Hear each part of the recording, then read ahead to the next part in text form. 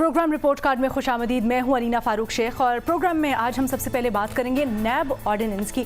नैब ordinance जिस पर हुकूमत और अपोजिशन दोनों आवाज़ें उठा चुकी हैं और अपोजिशन ने तो कई बार इसे काला कानून कहकर या तो इसको ख़त्म करने नहीं तो कम से कम इसमें तरामीम का मुतालबा कर चुकी है। अब अहम डेवलपमेंट ये है कि हुकूमत की अहम इत्तेहादी काफ लीग इसके खिलाफ लाहौर हाई कोर्ट से इसे रुजू किया है और चेयरमैन नैब के इख्तियारात को चैलेंज किया है। हुआ कुछ यूँ कि चेयरमैन नैब के इख्तियारात से मुतल्लिक केस की समाअत लाहौर हाई कोर्ट के 2 रुकनी बेंच ने आज की, जहां स्पीकर पंजाब असम्बली चौधरी परवेज़ इलाही अदालत के सामने पेश हुए और उन्होंने चेयरमैन नैब के खिलाफ दायर दरखास्त में मौक़िफ़ अपनाया कि चेयरमैन नैब को 19 साल पुराने केस और बंद की गई इंक्वायरी खोलने का कोई इख्तियार नहीं है। परवेज़ इलाही ने कहा कि नैब की जानिब से 19 बरस पुराना केस दोबारा खोलने की मंतक सामने नहीं आ रही और ये इकदाम गैर कानूनी करार दिया जाए। चौधरी बरादरान की दरखास्त पर लाहौर हाई कोर्ट ने नैब को 11 मई को नोटिस जारी कर दिया है। इस तमाम तर मामले पर अपने एनालिस्ट से हमारा सवाल कुछ यूँ है कि हुकूमत की अहम इत्तेहाद की जानिब से केस के बाद अब क्या चेयरमैन नैब के इख्तियारात पर बहस की जाएगी, हाँ या ना के ऑप्शन है हमारे एनालिस्ट के पास। और पैनल पर आज हमें ज्वाइन कर रहे हैं हफीजुल्लाह न्याजी साहब, मज़हर अब्बास साहब, बाबर सत्तार साहब, इरशाद भट्टी साहब और मुनीब फारूक भी हमारा साथ देंगे। न्याजी साहब, सबसे पहले आपके पास आते हैं, थोड़ा सा हमें पस मंज़र बताइएगा, इंक्वायरी एक्चुअली थी क्या और 19 साल गुजर गए, अभी तक कोई इसकी तफ्तीश क्यों नहीं हुई? 19 साल बाद एकदम से क्यों खोली गई है इंक्वायरी?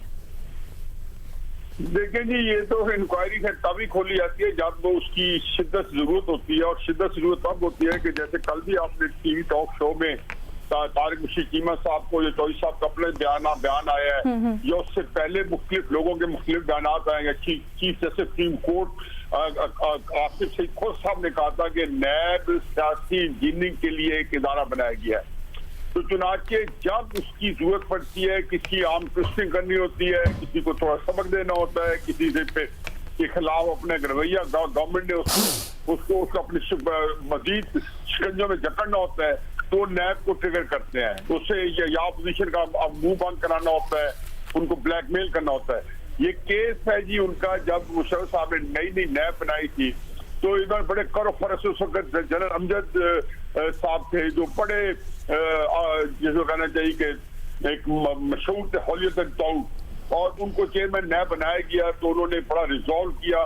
तो ये केस सबसे पहले उनके पास जब उन्होंने शुरू के इनिशिएट किया तो इमीडिएटली सून आफ्टर जब उनके ऊपर हाथ डाला गया, चौधरी साहब ने कल भी आपने टीवी पर सुना होगा तारिक मुशीद साहब को कि किस तरीके से घर की, उस वक्त भी ये बात आवाज आई थी कि चौधरी शुजात साहब ने कहा था कि हमारे घर के नलके तक बाथरूम से उनको तक गिन के ले गए, रिकॉर्ड सारा ले गए, सब कुछ ले गए। और केस ये था लिविंग बियॉन्ड मीन्स कि आपके जो एहसास को खास स्पेसिफिक केस नहीं था, केस ये था कि आपके जो एहसास है वो आपकी उससे ज्यादा है जो है ना आम जरिए आमनी से।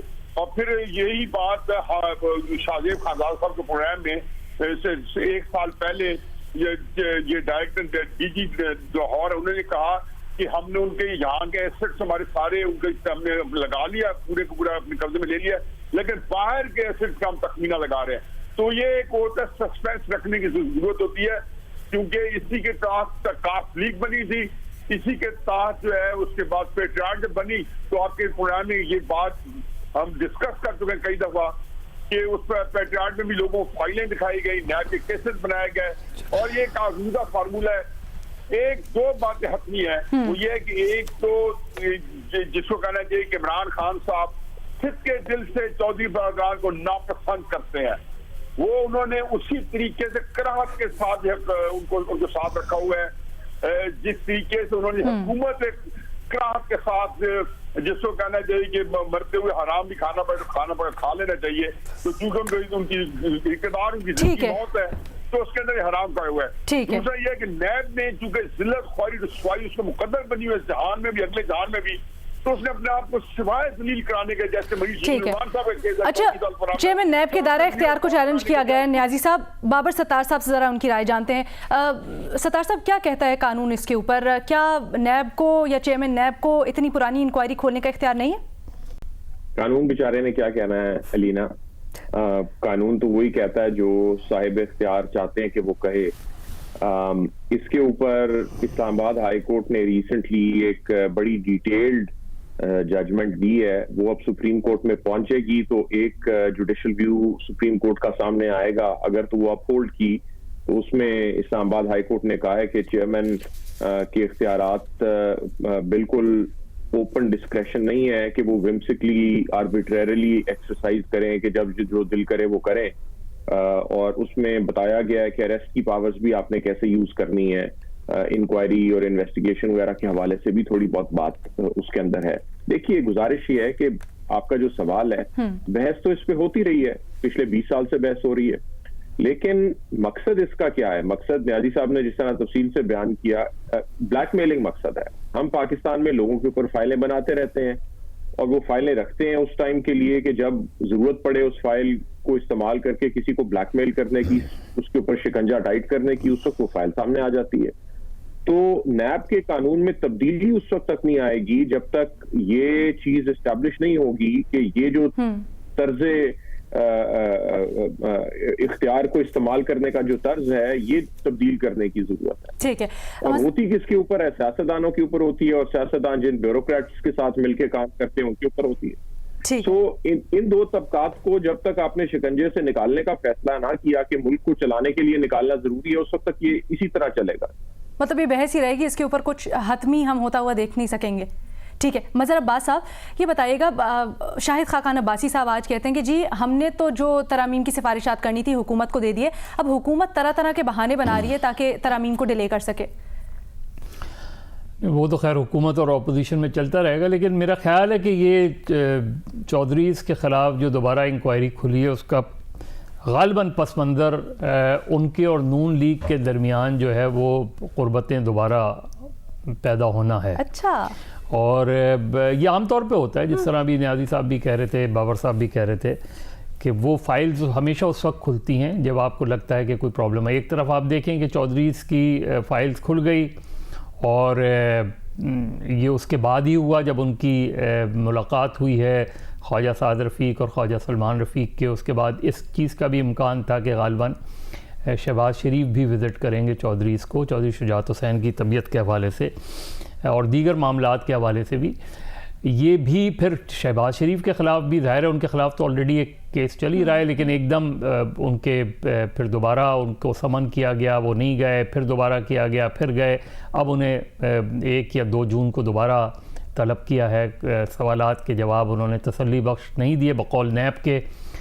تو یہ ساری چیزیں ہمیں جو ہے وہ انٹرلنک نظر آ رہی ہیں اپیرنٹلی. تو یہ وہ سیاسی انجینئرنگ ہے جس کی طرف اشارہ کیا ہے چودھری برادران نے. ہاں مطلب وہ چیزیں ہوتی ہیں، اس طریقے سے چیزیں ہوتی ہیں.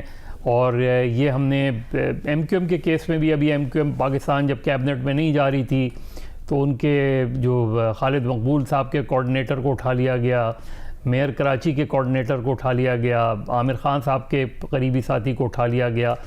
یہ چیزیں بہت زیادہ اتنی آبیس ہو گئی ہیں اتنی پاکستان کی پولیٹکس میں کہ اس سے سب سے زیادہ فائدہ ان لوگوں کو ہوتا ہے جنہوں نے کرپشن کی ہوتی ہے، کیونکہ وہ ایسے معاملات میں کسی نتیجے پہ پہنچتا ہوا دیکھ سکیں گے اب ہم اسے، یا پھر بحث ہی رہے گی؟ صرف نہیں، اکاؤنٹیبلٹی اس ملک میں ہوتی ہی جو ہے وہ صرف اس وجہ سے ہے، بدقسمتی سے. حالانکہ اکاؤنٹیبلٹی ہونا بہت ضروری ہے، نیب کا ہونا بھی بہت ضروری ہے میرے نقطہ نظر سے، لیکن نیب کا استعمال جو ہوتا ہے وہ بیسکلی سیاسی مقاصد کے لیے بدقسمتی سے ہو رہا ہے. اچھا ہٹی صاحب، ابھی بڑی یہاں پہ انٹرسٹنگ گفتگو ہو رہی تھی اور نیازی صاحب نے آپ کے آنے سے پہلے پوائنٹ اٹھایا کہ جو اتحاد ہے قاف لیگ کا عمران خان کے ساتھ، عمران خان بڑے ناپسند کرتے ہیں قاف لیگ کو، مجبوری کے تحت یہ اتحاد کیا گیا. اب قاف لیگ چلی گئی ہے کورٹ میں نیب چیئرمین کے خلاف، تو کیا اس پر کچھ بحث ہو سکتی ہے یا حکومت اس کو سنجیدگی سے ٹیک اپ کرے گی اب ترامیم کو؟ دیکھیے جی، 4 کیسز ہیں، یہ 4 کیسز، 2 کیسز ہیں اثاثہ جات کے آمدن سے زیادہ اثاثے کے.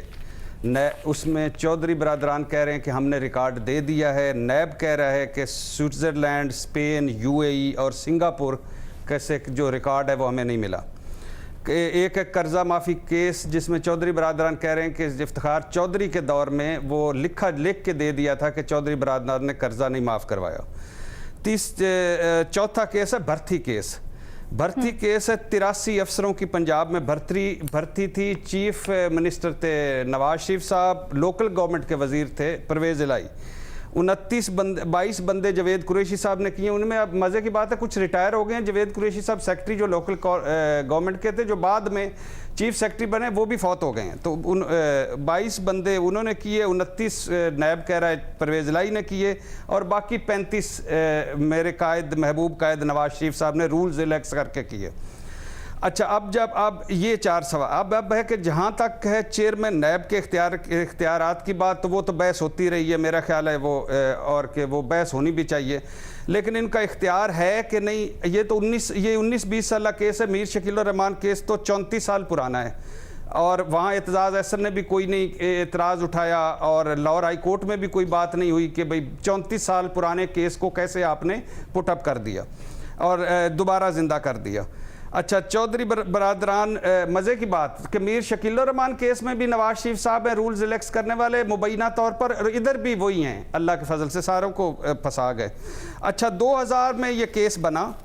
17 साल बाद जनवरी 2017 में नायब लाहौर ने चेयरमैन चौधरी कमर जमान से पूछा कि कुछ इन्फॉर्मेशन नहीं आ रही, इसे बंद कर दिया जाए या ख़त्म कर दिया जाए। उन्होंने कहा नहीं, इसे चलने दिया जाए, तो ये चल रहा है। अच्छा, अब फिर इन्होंने और 2020 में 19 के और 20 के दरमियान में आखिरी पे चौधरी बरादरान को नायब ने बुलाया भी है, और वो असासा एसेट रिकवरी वो लेके जा भी चुके हैं। अच्छा, लेकिन ये तो है सामने की बात। अब हाई कोर्ट में जाएगा केस, पता चल जाएगा, नायब भी जा रहा है, चौधरी बरादरान चले गए। लेकिन इस कहानी से जुड़ी एक और कहानी बड़ी है, फिर किसी दिन आपको सुनाऊंगा कि ये क्या वजह बनी कि चौधरी बरादरान अदालत में चले गए, हालांकि नायब ने तो उनको दोबारा बुलाया भी नहीं।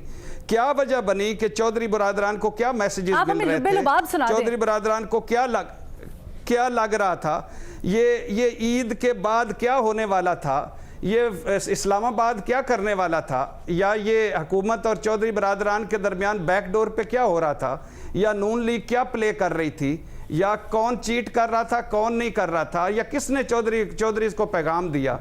तो ये इमरजेंसी हुई। ये बड़ी मज़े की बात स्टोरी है। ये कभी फिर से ही फिर से मेरी वो क्या कहते हैं, जज्बात पे ठंडा पानी डालने के लिए फिर से। आप नाना करते बहुत कुछ कह भी गए हैं भट्टी साहब। वैसे मुनीब, आपसे जानना चाह रहे थे, जैसे अभी भट्टी साहब ने भी कहा है, बहुत सी बातें कह गए हैं, वैसे वो नाना करते भी। और बैलेंसिंग एक्ट या बैलेंसिंग फैक्टर का कल तारिक बशीर चीमा साहब ने कहा कि जी अगर ये करने की कोशिश की जा रही है तो हम फिर अपना इत्तेहाद तोड़ देंगे हुकूमत के साथ। अगर ऐसा हुआ तो क्या इम्पैक्ट पड़ेगा? और जिस खदशे की तरफ भट्टी साहब इशारा कर रहे हैं, क्या वाकई में वो ईद के बाद जो कहा जा रहा था कि हैमरिंग करने वाला है नैब, उसके लिए लाहौर हाई कोर्ट से रुजू किया गया? देखिए, एक तो बात ये अपनी जगह दुरुस्त है, जो तारिक ने बैकग्राउंड बता दिया नैब का, वो तो है, किसी को अच्छा लगे बुरा लगे। लेकिन 34 साल पुराना केस हो या 19 साल पुराना केस हो, सवाल यही है कि आप whimsically इस तरह फैसले कर सकते हैं कि आप किसी का बाजू मरोड़ना है, किसी की दुम मरोड़नी है, तो हमने ये शुरू कर देना है। पहले तो बात ये है। दूसरी बात ये कि चौधरी साहिबान से ताल्लुकात अगर मुस्लिम लीग नून के ज़ाहिरी तौर पर कुछ ठीक हो रहे हैं, ख्वाजा साहिबान अपनी पर्सनल कैपेसिटी में मिले थे, क्योंकि ख्वाजा साद रफीक और खासतौर पर ख्वाजा सलमान रफीक साहब के जो प्रोडक्शन ऑर्डर्स का मामला था, उस पर चौधरी साहब ने बड़ा खुला दिल दिखाया, और हुकूमत की मर्जी के खिलाफ पीटीआई के बहुत से लोग इस पर एतराज कर रहे थे, फिर भी उनके प्रोडक्शन ऑर्डर जारी करते रहे वो। लेकिन यहाँ जो कुछ हुआ है ये चौधरी साहिबान के साथ, या जो कुछ होने जा रहा है, ये आप इसे बैलेंसिंग एक्ट भी कह सकते हैं या थोड़ी सी बेल्ट टाइटनिंग भी कह सकते हैं। थोड़ा सा उनको हुकूमत ने अपनी एग्जिस्टेंस के बारे में बताना है। आने वाले दिनों के अंदर बहुत कुछ हो सकता है। हुकूमत का अगर किसी को ये तासुर मिल रहा है कि हुकूमत कमजोर होगी, हुकूमत बिल्कुल कमजोर नहीं होगी। हुकूमत इनफैक्ट अपने एलाइज जिनके साथ उन्हें थोड़ा बहुत प्रॉब्लम है, जो थोड़ा जैसे कहा जाता है फॉल इन लाइन नहीं कर रहे, उनको थोड़ा सा डिसिप्लिन करने के लिए इस तरह की हरकत की जाएगी। क्योंकि नैब तो प्रॉक्सी के तौर पर इस्तेमाल होता है। नैब एक इंजीनियरिंग का इंस्टीट्यूशन है, रहा है। आज भी नैब के अंदर जो केसेस हैं, उनमें से मेरे ख्याल में मेरिट के ऊपर देखा जाए तो हार्डली हैंडफुल जो चल रहे होंगे, बाकी तो ऐसे ही है, किसी को अच्छा, ये मैं भट्टी साहब से पूछना चाहती हूँ। मुनीब, जैसे कह रहे हैं भट्टी साहब कि हुकूमत अपने आप का एहसास दिलाने के लिए इत्तेहादियों को ये कर रही है सब कुछ, लेकिन नैब तो आज़ाद इदारा है। देखिए, इसमें कोई शक नहीं कि मुनीब जो कह रहे हैं बात कि हमारी हिस्ट्री है, इसमें कोई शक नहीं। मेरा हमेशा बिलीव रहा है कि मेरा हमेशा यकीन रहा है कि हिस्ट्री दोनों तरफ की है।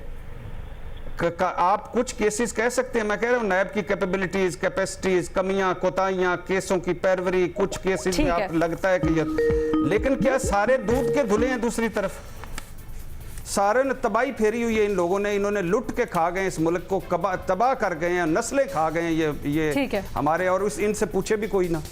تو یہ دوسرے دودھ کے دھلے نہیں، ان کی بھی بڑی ایک ہسٹری ہے. جب یہ آئے تھے کوئی یہ گریڈ درجہ چہارم کے لوگ تھے، آج ان کے دیکھیں محل ہیں 5 بر اعظموں میں. کوئی بندہ اٹھا کے دیکھے نا مجھے، کوئی بھٹی پہ بیٹھ کے لوہا کوٹ رہا تھا. بھٹی صاحب تو آپ کو کیا لگتا ہے اختیارات پر بحث ہوگی سنجیدگی سے حکومت اور اپوزیشن کے درمیان یا نہیں؟ کس پر؟ یہ جو چیئرمین نیب کے اختیارات اور نیب ترامیم سے متعلق کوئی سنجیدہ بحث ہوگی یا نہیں ہوگی، اور کوئی سنجیدہ اقدامات ہوں گے یا نہیں ہوں گے؟ میں تو آپ کو بتا چکا ہوں کہ میری اطلاع کے مطابق مبینہ طور پر مسودہ بھی شیئر ہو چکا ہے ترمیم کا، نیب کا، اور لیکن اس پہ کوئی آگے چلتا ہے نہیں چلتا یہ ان کا کام ہے، یا یہ چلاتے ہیں نہیں چلاتے یہ ہے، لیکن مسودہ شیئر ہو چکا ہے، اور اس مسودے کی بنیاد پر 18ویں ترمیم بھی اس مستقبل اس کا جڑا ہوا ہے. ٹھیک ہے، یہاں پر ہم چھوٹی سی بریک لیں گے، بریک کے بعد واپس آئیں گے اور اپنا دوسرا سوال رکھیں گے اینالسٹ کے سامنے.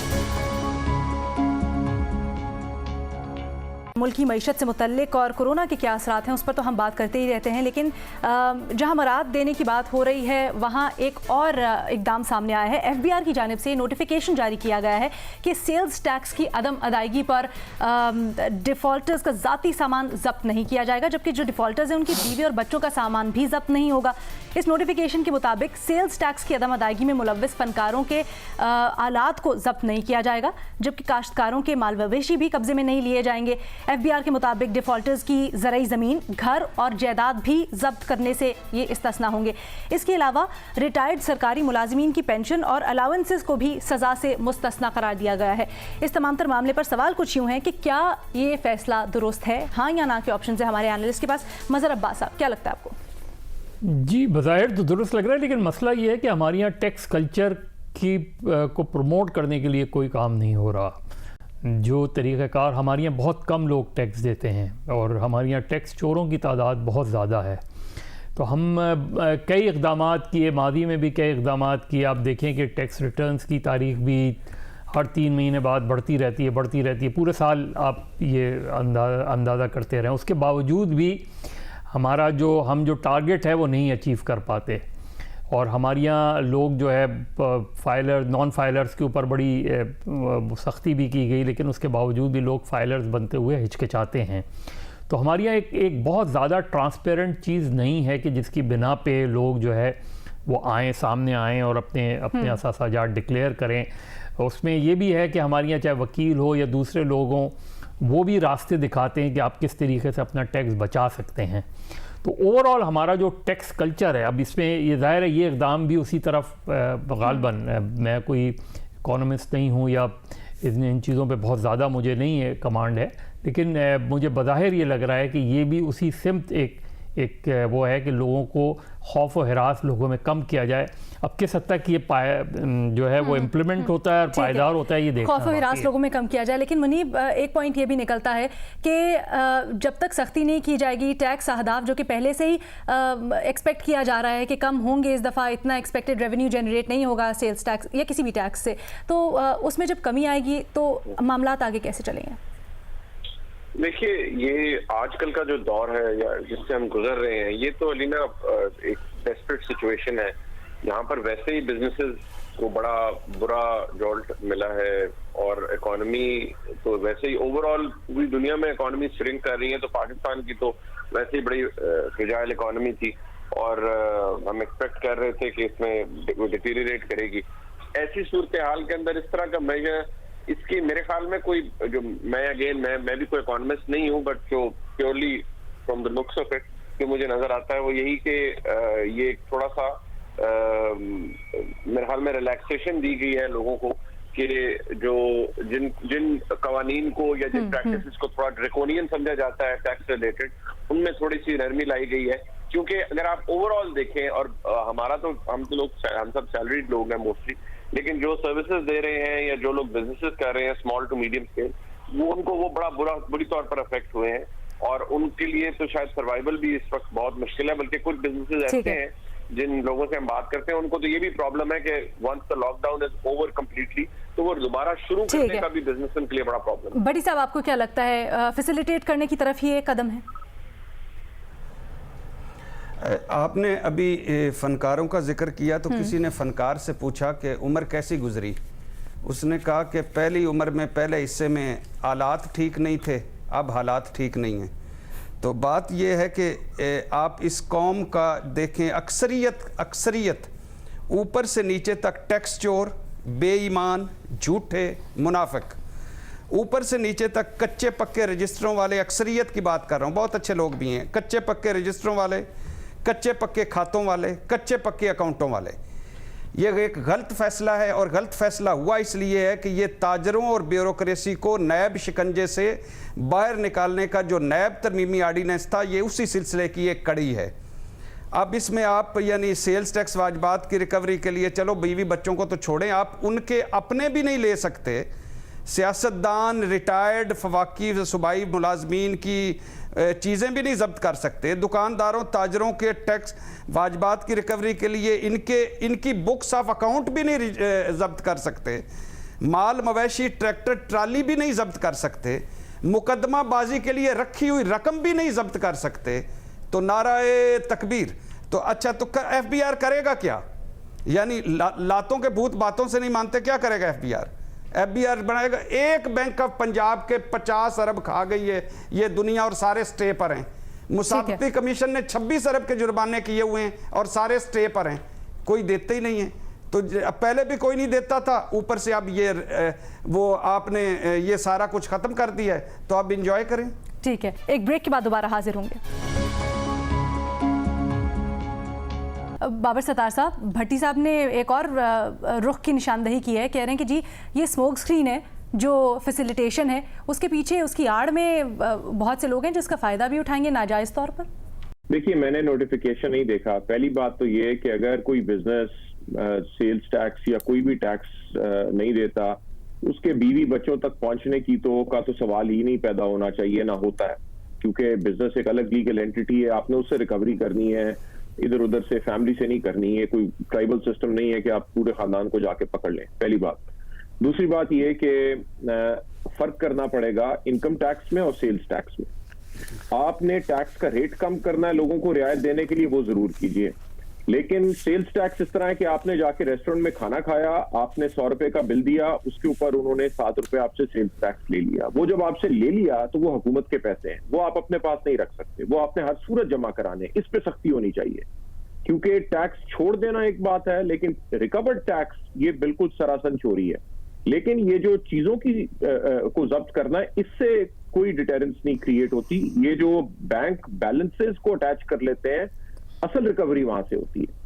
جب تک وہ ریکوری کی گنجائش ان کے پاس موجود ہے تو کوئی یہ بالکل دکھاوے کی بات ہوگی کہ ٹریکٹر ٹرالی ہم ضبط نہیں کریں گے. بھائی اصل ریکوری ایف بی آر کرتی ہے بینک اکاؤنٹ اٹیچ کرنے سے، کہ بینک سے جا کے پیسے نکال لیتی ہے، وہ اس طرح سے ریکوری ہوتی ہے. باقی ان چیزوں پہ تو ویسے بھی اسٹے مل جاتا ہے. ٹھیک ہے، نیازی صاحب آپ کو کیا لگتا ہے؟